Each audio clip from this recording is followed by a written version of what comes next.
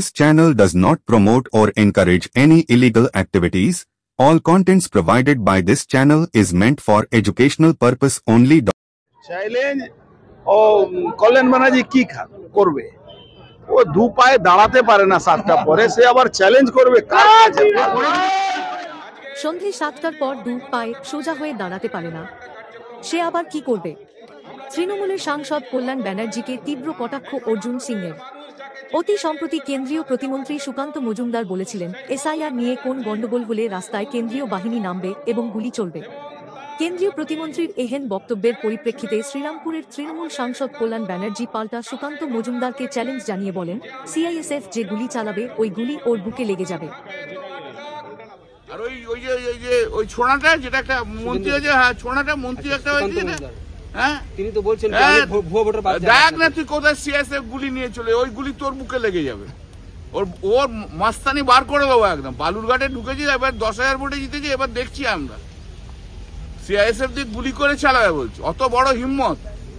বাংলার মানুষকে চিনিস না, ওই উত্তরপ্রদেশ দেখাস, দু চারটে ওই কি জানা সুকান্ত এমনি হাওয়া দিয়ে উড়ে যায়, হাওয়া দিয়ে আমাদের কাছে উড়ে যায়। কোনোদিন মাঠে জীবনে দেখেছেন? গলিতে গলিতে মাঠে যত হচ্ছে ওদের অফিসে বসে আর প্রেসের কাছে আপনাদের কাছে এসে বড় বড় বক্তৃতা। আয় না একবার বক্তৃতা দিতে আমাদের এখানে, আয় তুই শ্রীরামপুরে বলবি, আয়, তারপর তুই ঘরে ফিরে যাস কি করে দেখবো।